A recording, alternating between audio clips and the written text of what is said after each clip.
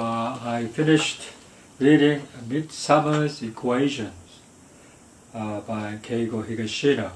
And this is, I think, the sixth Keigo Higashino book I read, but in my mind, this is the best Keigo Higashino for me so far. This particular story is a Galileo series. That means the detective physicist is kind of a detective there. He's not a professional detective, but he is so smart that he can deduce all kinds of different situations to the crime and perpetrators and so forth.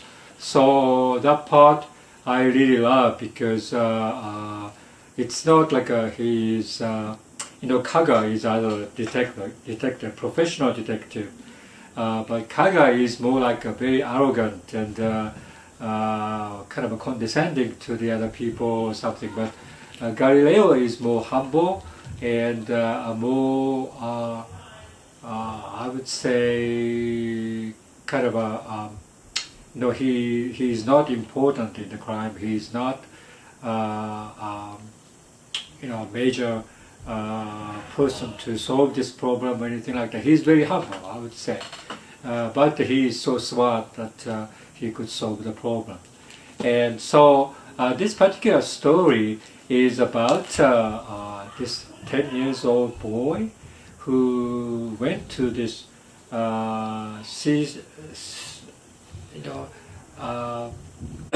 Harry Cove resort area, where the particular resort area is kind of a dwindling these days, and not so many people come.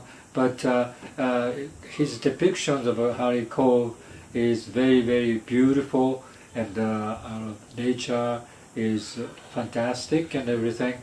And at that particular place, some of the corporation are trying to do the mining of under the sea. They try to get some kind of a mineral or something. So there's this discussion, a meeting occurred, and Galileo Manabu Yukawa was invited to the meeting. So he is going on the train, and then he meets this young boy who is also going by himself to the particular resort.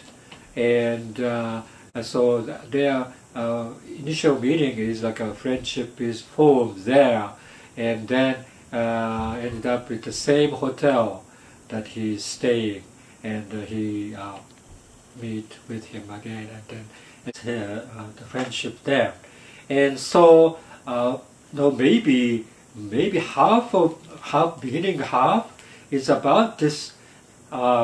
The crime occurs very early on, but it's a mixture of this professor and the boy playing at the sea, and then the local police started to notice the crime scene there and start to investigate.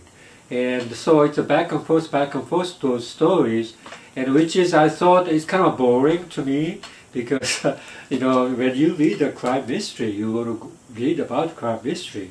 You don't want to detract it to some people's folly, to the oceans or anything. But that particular depictions of ocean is so beautiful, and I could visualize that how nice it is, and it's a typical feeling of you go vacation. You go into the beach or going to some kind of a remote seaside area, and you get this particular feeling of you are a part of the nature or whatever, and you enjoy this beauty.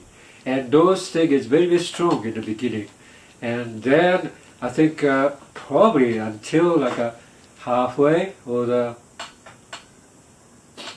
2/3 way, I would say, the crime story, mystery, kind of developed there so rapidly that you cannot get out of this particular reading. and so that part is very, very good. And also the crime itself, I don't think it's benign crime, but crime is a crime. However, you don't, as a reader, you don't feel that particular crime is bad or gruesome or anything egregious or whatever. You don't feel that way. You can enjoy like a very nice crime mystery story there. So overall, I would say this particular one gave me this beautiful seaside resort scene and scientific.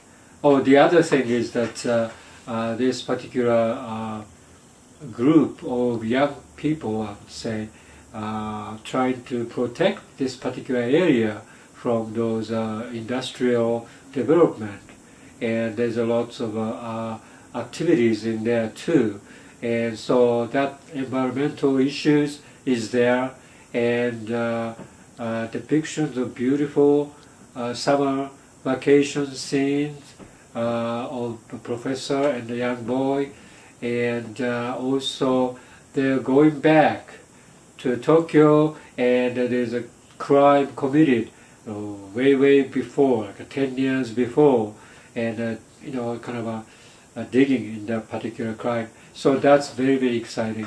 And so overall, I think this is very readable, I would say, and also crime is not gruesome, and very nicely convoluted, and surprises always waiting toward the end, and so it's very, very nicely constructed, I would say, and the intelligence is there, and also warms toward the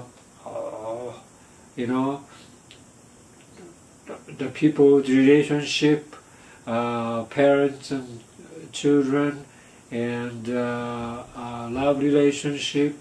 All these things comes in there, and it was very, very nice. So I would say you can read it as a particular feeling of enjoying the fiction, not really a crime mystery, and in that sense I think it's very, very good. And so yeah, this became my number one Keigo Higashino so far. Okay, bye.